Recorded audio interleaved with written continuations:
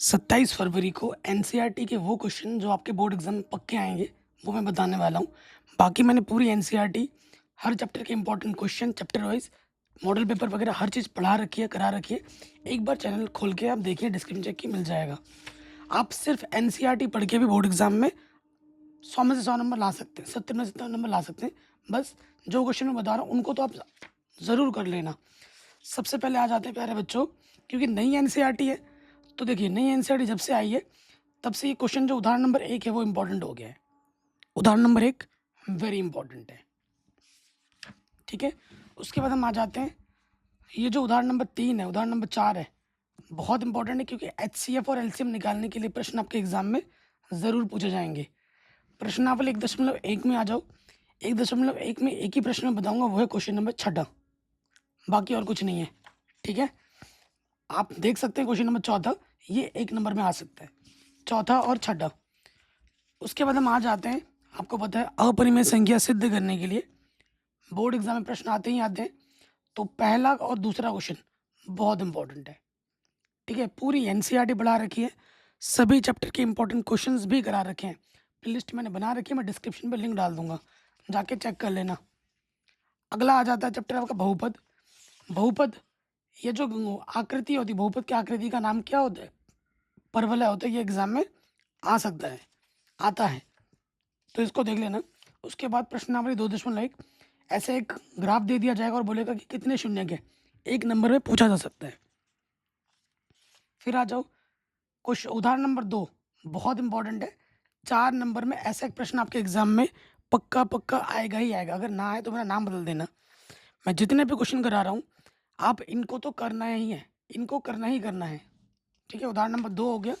और प्रश्नावली 2.2 में आ जाओगे तो क्वेश्चन नंबर 1 का तीसरा और चौथा कर लेना। मतलब शून्य ज्ञात कीजिए और शून्य को तथा गुणांकों की भी सत्यता की संबंध की जांच कीजिए। हर साल एग्जाम में आता है और इस साल भी पक्का आएगा 4 नंबर में। फिर द्विघात बहुपद ज्ञात कीजिए, ये क्वेश्चन आपको एग्जाम में ज़रूर मिलेगा 1 नंबर में, तो दूसरे का दूसरा कर लेना बस, ठीक है। तीसरे चैप्टर में आ जाते हैं। तीसरे चैप्टर को करने के लिए प्यारे बच्चों, ये जो अनुपातों की तुलना है A1/A2, B1/B2, ये आपको अच्छे से आना चाहिए कि कब प्रतिच्छेद करती हुई रेखा होगी, कब समपाती रेखा होगी, कब समांतर रेखा होगी, कब संगत होगा, कब असंगत होगा। इस पर आधारित एक प्रश्न जरूर आएगा। हालांकि ग्राफ का क्वेश्चन पिछले कुछ सालों से नहीं पूछा गया है, बट ये आपके एनसीईआरटी में है, तो मेरे कहने पर एक बार कर लीजिएगा, ठीक है। क्या पता आ जाए, ठीक है, क्या पता आ जाए, क्योंकि कुछ क्वेश्चन ऐसे भी हैं जो नहीं एनसीईआरटी बुक में नहीं है, वो एग्ज़ाम में आ जा रहे हैं और आपका ग्राफ तो एनसीईआरटी में है और आप बोलोगे भैया नहीं आता है। अगर आ गया तो तैयारी ज़रूर कर लेना, ठीक है। वैसे इम्पोर्टेंट नहीं है, लेकिन मेरे कहने पे एक बार कर लेना। अब आ जाते हैं प्रश्नावली 3.1 में, ठीक है। नई एनसीईआरटी बुक के आधार पर अनुपातों की तुलना करके हमें बतानी होगी कि कौन सा संगत है, कौन सा असंगत है, ठीक है। तो इस टाइप का क्वेश्चन एक आता ही आता है, तो इसको ज़रूर देख लीजिएगा। फिर आपको एक ऐसा प्रश्न मिलेगा, 2 समीकरण दिए जाएंगे और बोलेगा प्रतिस्थापन या फिर विलोपन विधि से हल करो, ठीक है। ऐसा क्वेश्चन भी इंपॉर्टेंट है। तो उदाहरण नंबर 7 को आप विलोपन और प्रतिस्थापन दोनों विधि से हल करना। अगली प्रश्नावली में आ जाओ 3.2। 3.2 का क्वेश्चन नंबर 1 का दूसरा और ये छठा भाग ज़रूर कर लेना। और बाबू, ये जो प्रश्न है नंबर 2 से लेके और तीसरे के ये जो 6 पार्ट है, 6 के 6 इंपॉर्टेंट है, ठीक है। ये क्वेश्चन नंबर दूसरा 2 नंबर में आता है। ये तीसरे के ये 6 पार्ट हैं, बहुत ज़्यादा इंपॉर्टेंट है। सारे क्वेश्चन बोर्ड एग्जाम में पूछे जाते हैं, लेकिन सबसे ज़्यादा इंपॉर्टेंट है 5वां, ठीक है। हर साल आता है बड़े नंबर में, 5वां हो गया। उसके बाद ये पहला आ गया, 2 नंबर में आता है। दूसरा क्वेश्चन 2 नंबर में आता है, लेकिन 5वां और छठा क्वेश्चन, 5वां सबसे ज़्यादा इंपॉर्टेंट है, इसको ज़रूर करना। ये 6 नंबर में आता है, हर साल आता है। उदाहरण नंबर 8 बहुत ज़्यादा इंपॉर्टेंट है, ये भी एग्जाम में पूछा गया है। उदाहरण नंबर 10 पक्का आएगा आपके बोर्ड एग्जाम में 6 नंबर में, 100% गारंटी है। उदाहरण नंबर 6 वेरी वेरी इंपॉर्टेंट है। फिर प्रश्नावली 3.3 में आ जाओ। 3.3 का अगर मैं बोलूँ तो दूसरे का तीसरा क्वेश्चन और 5वां क्वेश्चन मोस्ट इंपॉर्टेंट है। चौथे चैप्टर में आ जाओ। चौथे चैप्टर में अगर मैं बात करूँ, प्रश्नावली 4.1 से कुछ भी नहीं करना है। 4.2 में आ जाओ। 4.2 में क्वेश्चन नंबर तीसरा, चौथा, 5वां, छठा, इनमें से एक आएगा, लेकिन सबसे ज़्यादा इंपॉर्टेंट है तीसरा और चौथा, जो कि बड़े नंबर में आते हैं। 4 नंबर में। मूलों की प्रकृति पर आधारित प्रश्न एग्जाम में आ सकते हैं। जैसे कि मैं बताऊं, उदाहरण नंबर 9 कर लेना बस। ये एक द्विघात समीकरण दे रखा है, इसका विभक्तिकरण निकालना है, मूलों की प्रकृति बतानी और फिर अगर वास्तविक है तो उन्हें भी ज्ञात करना है। ये क्वेश्चन 4 या फिर 6 नंबर में आ सकता है, आता है, मोस्ट इंपॉर्टेंट है। फिर 4.3 प्रश्नावली में आ जाओ। 4.3 प्रश्नावली में क्वेश्चन नंबर दूसरा, पहला टाइप का तो मैंने बता दिया, और दूसरा कर लेना। दूसरा क्वेश्चन 1 नंबर में आता है। ठीक है जी। अब आ जाओ चैप्टर नंबर 5, समांतर श्रेणी में। समांतर श्रेणी में प्रश्नावली 5.2 से क्वेश्चन ज़्यादा आते हैं, बट फिर भी मैं बता देता हूँ। 5.1 की हम बात करें तो 5.1 से उतना कुछ खास क्वेश्चन आता तो है नहीं है। फिर भी क्वेश्चन नंबर दूसरा और तीसरा देख लेना, 1 नंबर में पूछा सकता है।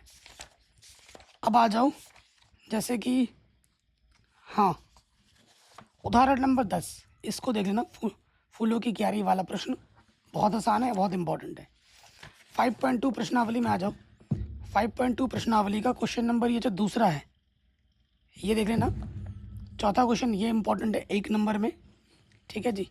उसके बाद आ जाते हैं क्वेश्चन नंबर 8वां, बहुत इंपॉर्टेंट है। और ये सारे ही प्रश्न इंपॉर्टेंट है, सारे प्रश्न बोर्ड एग्जाम पूछे गए। 17वां क्वेश्चन 1 नंबर में इंपॉर्टेंट है। 16वां क्वेश्चन इंपॉर्टेंट है। 13वां इंपॉर्टेंट है। ठीक है। 11वां, 10वां, 11वां इंपॉर्टेंट है। ये 2-2 नंबर में आते हैं। ठीक है जी। उसके बाद हम आ जाते हैं 5.3 में। 5.3 का क्वेश्चन नंबर 5वां बहुत इंपॉर्टेंट है। क्वेश्चन नंबर 7वां बहुत इंपॉर्टेंट है। 9वां इंपॉर्टेंट है। ठीक है। 13वां इंपॉर्टेंट है। 16वां इंपॉर्टेंट है। और उसके बाद ये 3 जो प्रश्न है, आलू दौड़, ये चक्री वाला और ये लट्ठा, इन तीनों में से कोई एक क्वेश्चन आपके बोर्ड एग्जाम में बड़े नंबर में आ सकता है। बड़े नंबर बोले तो 6 नंबर में आ सकता है, क्या आता है। चैप्टर नंबर 6 में आ जाओ, त्रिभुज। त्रिभुज में आप तभी कर पाओगे जब आपको प्रमेय का अच्छा ज्ञान होगा। तो प्रमेय बहुत इंपॉर्टेंट है, और सबसे ज़्यादा इंपॉर्टेंट है ये थेल्स प्रमेय। इसका प्रूफ आता ही आता है, और इस साल भी आएगा, 4 या फिर 6 नंबर में पक्का आएगा थेल्स प्रमेय का प्रूफ। और थेल्स प्रमेय आधारित प्रश्न हर साल एग्जाम में आते हैं। ठीक है जी। इस चैप्टर के जितने भी उदाहरण हैं सारे इंपॉर्टेंट हैं, पहले ही बता दूँ। उदाहरण नंबर 2 मोस्ट इंपॉर्टेंट है। उदाहरण नंबर 3 मोस्ट इंपॉर्टेंट, तीसरा उदाहरण बार बार पूछा भी जाता है एग्जाम में, 2 नंबर में। 6.2 का पहला क्वेश्चन ये 1 नंबर में हर साल आता है। और ये तीसरा और चौथा क्वेश्चन वेरी वेरी इंपॉर्टेंट है। ठीक है। ये 6.2 हो गया। 6.3 पे आ जाओ। 6.3 में उदाहरण नंबर चौथा, ये वाला। ठीक है। उदाहरण नंबर चौथा हो गया। फिर आ जाओ उदाहरण नंबर 7वां। मुझे लगता है कि ये 7वां उदाहरण इस साल 4 नंबर में या फिर 6 नंबर में पक्का आएगा। उदाहरण नंबर 6 2 नंबर में। ठीक है। और उसके बाद ये जो उदाहरण नंबर 8 है, बच्चे स्किप कर देते हैं। तो मेरा जो अंदर का एक्सपीरियंस बोल रहा है, क्योंकि पिछले 16 सालों से मैं बच्चों को पढ़ा रहा हूँ, तो ये 8वां क्वेश्चन इस साल बड़े नंबर में आ सकता है। बड़े नंबर में बोले तो 6 नंबर में आ सकता है। बहुत इंपॉर्टेंट है, प्लीज़ कर लीजिएगा, नहीं तो बाद में रोते रहोगे। 6.3 में आ जाए, पहला क्वेश्चन 1 नंबर में आ सकता है। ठीक है। दूसरा क्वेश्चन 2 नंबर में आता है। ये दूसरा क्वेश्चन, तीसरा क्वेश्चन 2 नंबर में आता है। ये इंपॉर्टेंट है, छोटे नंबर में। उसके बाद हम आ जाते हैं सीधा क्वेश्चन नंबर 13, बहुत इंपॉर्टेंट है। ठीक है। क्वेश्चन नंबर 13 बहुत इंपॉर्टेंट है। और उसके बाद क्वेश्चन नंबर 14 और 16, यहाँ से कोई एक क्वेश्चन आ सकता है बड़े नंबर में। जितना मैंने बोला है ना एनसीईआरटी का, इतना तो कर ही लेना। छठे चैप्टर में बच्चे बहुत डरते हैं ना, इनको अच्छे से कर लेना। पूरी एनसीईआरटी पढ़ा रखी है मैंने। फिर आ जाओ 7.1 प्रश्नावली में। 7.1 की अगर मैं बात करूं तो 7.1 में 2 बिंदुओं के बीच की दूरी वाला प्रश्न एग्जाम में आता है। संरेख आ सकता है, उतना पूछा नहीं है, बट देख लेना। और ये चौथा वाला प्रश्न भी 2 नंबर में आता है कि समद्विबाहु त्रिभुज के शीर्ष से दर्द दिखाइए। फिर उसके बाद 7वां और 8वें में से एक तो पक्का आएगा, समदूरस्थ वाला क्वेश्चन हर साल आता है। ठीक है। ये 10वां क्वेश्चन हो गया समदूरस्थ वाला, हर साल आता है समदूरस्थ। फिर आ जाओ विभाजन सूत्र। विभाजन सूत्र में 7.2 में पहला क्वेश्चन है, 2 नंबर में आता है। दूसरा क्वेश्चन 2 नंबर में आ जाता है। ठीक है। और 4 नंबर में चौथे और 5वें में से एक आता है, लेकिन 5वां सबसे ज़्यादा इंपॉर्टेंट है। 5वां क्वेश्चन लगभग हर साल आता है, वो भी 4 नंबर में। बाकी 8वां इस साल पूछा गया था बोर्ड एग्जाम में, तो ये छठा, ये 4, 5, 6, 7, 8 ये बहुत अच्छे प्रश्न हैं, इनको ज़रूर कर लेना। देखो प्यारे बच्चों, एनसीईआरटी सारे क्वेश्चन इंपॉर्टेंट होते हैं, लेकिन मैं वो क्वेश्चन बता रहा हूँ जो सबसे ज़्यादा इंपॉर्टेंट है। ठीक है, जो क्वेश्चन मैं बता रहा हूँ वो सबसे ज़्यादा बोर्ड एग्जाम में पूछे जाते हैं।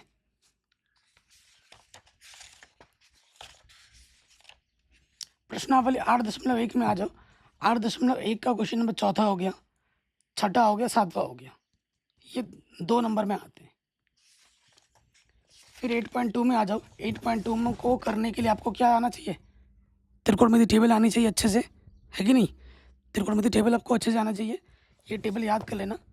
ये टेबल याद होगा तो टेबल पर आधारित जो प्रश्न है, प्रश्नावली 8.2 क्वेश्चन नंबर 1, ये चीज़ हो गया। उदाहरण नंबर 8 आता ही आता है 2 नंबर में। और ये जो 4 ऑब्जेक्टिव हैं, यहाँ से एक पक्का आपको मिलेगा आपके बोर्ड एग्जाम में। इन 4 ऑब्जेक्टिव में तीसरा क्वेश्चन 2 नंबर में इंपॉर्टेंट है, आएगा ही आएगा इस टाइप का एक क्वेश्चन। सिद्ध करने वाले प्रश्न में आ जाओ, प्रश्नावली 8.3 में। तो ये जो 4 प्रश्न है, इनसे एक प्रश्न आपके एग्जाम में पक्का आ जाएगा बोर्ड एग्जाम में। और सिद्ध करने वाले में तो देखो वैसे 10 प्रश्न है, 10 के 10 इंपॉर्टेंट है, लेकिन जो सबसे ज़्यादा इंपॉर्टेंट है वो है दूसरा, तीसरा, ठीक है, पाँचवा, छठा और आठवां। ये प्रश्न सबसे ज़्यादा रिपीट मोड पे पूछे गए हैं, तो इनको अच्छे से कर लेना।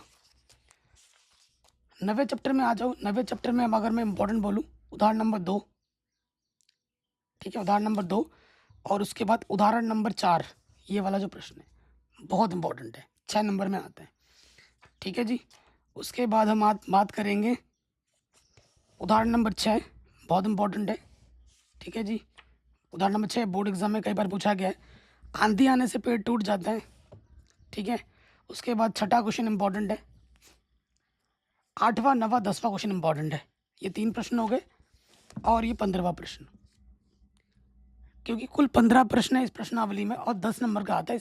इसमें से 4 नंबर में भी एक आ जाता है, 6 नंबर में भी एक आ जाता है, तो बहुत हाई स्कोरिंग चैप्टर है, तो प्रश्नों को ज़रूर कर लेना।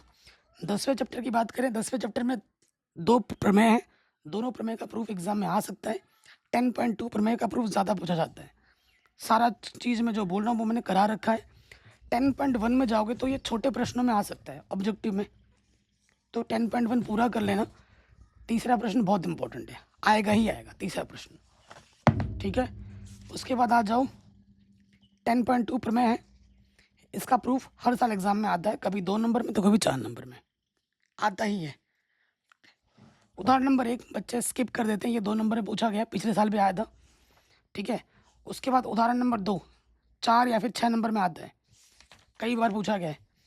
10.2 में आ जाओ, प्रश्न संख्या 1, 2, 3 ये 1 नंबर में आते हैं, ऑब्जेक्टिव में आते हैं, क्योंकि पता है ऑब्जेक्टिव 20 ऑब्जेक्टिव आना है, तो एनसीईआरटी के जितने भी ऑब्जेक्टिव टाइप के प्रश्न हैं सारे इंपॉर्टेंट हैं।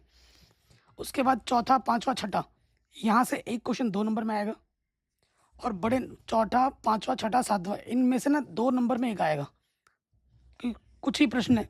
और ये वाला प्रश्न हो गया, ये 4 नंबर में आ सकता है, ये वाला और ये वाला चित्र वाले। और उसके बाद ये वाला जो प्रश्न है वो 6 नंबर में आ जाता है। 10वां प्रश्न 2 लाइन का प्रश्न है, हर साल एग्जाम में आता है बड़े नंबर में, 4 या फिर 6 नंबर में। 10वां और 13वां मोस्ट इम्पॉर्टेंट है। फिर मैं बात करूं वृत्तों से संबंधित क्षेत्रफल, तो ये तो बहुत ही आसान प्रश्न, 4 चैप्टर है और एक ही प्रश्नावली है, तो मैं कहूँगा देखो वैसे तो सारे प्रश्न इंपॉर्टेंट है क्योंकि एक ही प्रश्नावली है और यहाँ से 6 नंबर का आ रहा है। और 1, 2, 3 ये जो 3 प्रश्न है स्टार्टिंग, इनमें से एक प्रश्न आएगा 1 नंबर में। और ये जो 5वां और छठा है, चौथा, पाँचवा, छठा, यहाँ से 6 नंबर का आता है, लेकिन पिछले 2 साल से ये जो छठा प्रश्न है हर सेट में 6 नंबर में आ रहा है, हर सेट में बड़े नंबर में आ रहा है 6 नंबर में, तो इसको अच्छे से कर लेना। ये 6 प्रश्न कर लो वही बहुत है, और कुछ करने की ज़रूरत भी नहीं है। बाद बाकी 13 प्रश्न कर लेना, ये डिज़ाइन वाला, और ये 14 प्रश्न ऑब्जेक्टिव में इम्पॉर्टेंट है। पृष्ठीय क्षेत्रफल और आयतन में आ जाओ। इसकी अगर मैं बात करूं, 2 ही प्रश्नावली इस चैप्टर में, तो 1, 2, 3 ये 4 प्रश्न, इनमें से एक प्रश्न आएगा आपका बोर्ड एग्जाम में बड़े नंबर में। पहला प्रश्न 2 नंबर में भी आ सकता है और 4 नंबर में भी आ सकता है। तीसरा क्वेश्चन 6 नंबर में भी आ सकता है और 4 नंबर में आ सकता है, आएगा ज़रूर यहाँ से, क्योंकि 7 सेट बनते हैं ना, 7 सेट में ये 4 प्रश्न मिलेंगे आपको, ये मेरा दावा है। ठीक है। दवा का कैप्सूल वाला भी इंपॉर्टेंट है, लकड़ी का वाला भी इंपॉर्टेंट है, लेकिन स्टार्टिंग के 4 मोस्ट मोस्ट मोस्ट इंपॉर्टेंट है। 12.2 में से एक प्रश्न आएगा बड़े नंबर में, 6 नंबर में, लेकिन सबसे ज़्यादा इंपॉर्टेंट ये कलमदान वाला, ठीक है। और उसके बाद ये 5वां प्रश्न सबसे ज़्यादा इंपॉर्टेंट है, 5वां प्रश्न 6 नंबर में बार बार आता है। और उसके बाद ये 8वां प्रश्न, ठीक है, 8वां प्रश्न ये वाला बार बार एग्जाम में आता है। सांख्यिकी में आ जाओ। सांख्यिकी की अगर हम बात करें तो ये जो उदाहरण नंबर 1 है, ये 1 नंबर में आता है, देख लीजिएगा। बच्चे करते नहीं, एग्जाम में आ जाते हैं, छोड़ के चले जाते हैं। उसके बाद माध्य निकालने के प्यारे बच्चों 3 विधि हैं, प्रत्यक्ष विधि, कल्पित माध्य विधि, पग विचलन विधि। जिस विधि से बोला जाएगा उस विधि से करना है, बाकी तीनों विधि आपको आनी चाहिए, ठीक। तो तीसरा क्वेश्चन मोस्ट इंपॉर्टेंट है 13.1 का, ठीक है। उसके बाद तीसरा क्वेश्चन हो गया, चौथा, पांचवा, 3 क्वेश्चन कर लेना बस, ठीक है। फिर आ जाइए बहुलक वाले प्रश्न में आ जाते हैं। चौथा उदाहरण 1 नंबर में आता है, 5वां उदाहरण 4 या फिर 6 नंबर में आता है। मोस्ट इंपॉर्टेंट है ये उदाहरण 5वां, ठीक है। ये क्योंकि आपको पता है माध्य माध्यिका बहुलक में से 2 आपके एग्जाम में पक्के आ जाएंगे। तो बहुलक के लिए 2 क्वेश्चन आपने कर लिए, उदाहरण 4, 5, तो प्रश्नावली 13.2 करने की कोई ज़रूरत नहीं है। फिर आ जाओ, अब हम बात करेंगे माध्यिका पर आधारित प्रश्न। तो उदाहरण नंबर 7 सेकम वाला प्रश्न है ना, बहुत इंपॉर्टेंट है, 6 नंबर में आता है ये प्रश्न। ये वाला उदाहरण नंबर 7, उदाहरण नंबर 8 कई बार, हर बार पूछा जाता है 6 नंबर में, 6, ठीक है। और एक संबंध होता है आपका माध्य माध्यिका बहुलक में, ये ऑब्जेक्टिव क्वेश्चन में या 1 नंबर वाला एक प्रश्न में आएगा ही आएगा, 100% गारंटी है। 13.3 पहला क्वेश्चन मोस्ट इंपॉर्टेंट 6 नंबर में, दूसरा क्वेश्चन मोस्ट इंपॉर्टेंट उदाहरण पर आधारित प्रश्न है, पहला, दूसरा, तीसरा, चौथा, 4 प्रश्न आप कर लेना, बहुत है, क्योंकि इसमें हर टाइप के प्रश्न मिल जाएंगे ना, से कम से अधिक वाला, ठीक है। उसके बाद आ जाओ प्रायिकता। प्रायिकता चैप्टर में अगर मैं बात करूं तो प्रायिकता चैप्टर में सबसे बड़ा मोस्ट इंपॉर्टेंट उदाहरण नंबर 3, उसके बाद उदाहरण नंबर 4, 5, 6, 5, 6 बहुत इंपॉर्टेंट है, एग्जाम में 2 नंबर में आता है, ठीक है जी। उसके बाद आ जाओ, नेक्स्ट आपका आता है उदाहरण नंबर 13, मोस्ट इंपॉर्टेंट है। फिर आ जाते हैं प्रश्नावली में, क्वेश्चन नंबर 1 ये पूरा फिल इन द ब्लैंक्स वाला, चौथा, 5वां, 6वां, 8वां मोस्ट इंपॉर्टेंट है। उसके बाद है 12वां ये वाला, मोस्ट इंपॉर्टेंट है। उसके बाद आ जाओ 13वां प्रश्न, बहुत ज़्यादा इंपॉर्टेंट है, 14वां प्रश्न बहुत ज़्यादा इंपॉर्टेंट है, और 16वां प्रश्न बहुत ज़्यादा इंपॉर्टेंट है, ठीक। 21वां प्रश्न इंपॉर्टेंट है। ये हो गया। अब देखो प्यारे बच्चों, ये नई एनसीईआरटी है, लेकिन सिर्फ नई एनसीईआरटी पढ़ के काम नहीं चलेगा, ठीक है। मैं आपको पहले ही बता दूं, नई एनसीईआरटी के साथ कुछ प्रश्न आपको बोर्ड एग्जाम में ऐसे मिलेंगे जो नई एनसीईआरटी में नहीं है। आपको ओल्ड एनसीईआरटी पढ़नी पड़ेगी कुछ। ओल्ड एनसीईआरटी से क्या पढ़ोगे मैं आपको बता देता हूँ। ओल्ड एनसीईआरटी से पढ़ना है प्रश्नावली 4.3, प्रश्नावली 7.3 का क्वेश्चन नंबर 1, क्वेश्चन नंबर 2, ठीक है। प्रश्नावली 8.3 यहाँ से प्रश्न आ रहे हैं ओल्ड एनसीईआरटी से, और प्रश्नावली 15.2 ये प्रश्नावली आपको ओल्ड एनसीईआरटी से करनी है, और यहाँ से प्रश्न आएंगे ही आएंगे आपके बोर्ड एग्जाम में। अगर नहीं करोगे तो जो आपका सपना है 100 में से 100 नंबर लाने का, वो सपना सपना ही रह जाएगा, ठीक है। सिर्फ एनसीईआरटी पढ़ के भी आपके 100 नंबर आ सकते हैं, जैसे मैंने टिक करा है उनको तो कर ही लेना, बाकी पूरी एनसीईआरटी बढ़ा रखिए। उसके साथ साथ क्वेश्चन बैंक आप ज़रूर कर लेना। क्वेश्चन बैंक का वीडियो सोल्यूशन भी मैं करा रखा हूँ चैप्टर वाइज, जिसमें ऑब्जेक्टिव सब्जेक्टिव मिलाकर है। और ये सब जब अच्छे से बन जाए उसके बाद आपको मॉडल पेपर PYQ विगत वर्षों के प्रश्न पत्र करने चाहिए। विगत वर्षों के प्रश्न पत्र क्वेश्चन बैंक में ही आ जाते हैं, इसीलिए मैं ज़्यादा इंपॉर्टेंट नहीं देता हूँ PYQ को, क्योंकि क्वेश्चन बैंक में ये सब आ जाते हैं, ठीक है। अगर आपने इतना कर लिया तो कोई माई लाल आपको रोक नहीं सकता 70 में से 70 नंबर लाने के लिए 27 फरवरी को यूपी बोर्ड एग्ज़ाम क्लास 10 का जो मैथ का वायरल पेपर में जो क्वेश्चन आने वाले हैं वो मैंने इस वीडियो में बता दिया है। तो प्लीज़ वीडियो को शेयर करें और डिस्क्रिप्शन ज़रूर चेक करें। अपना ख्याल रखें, मिलते हैं नए वीडियो में।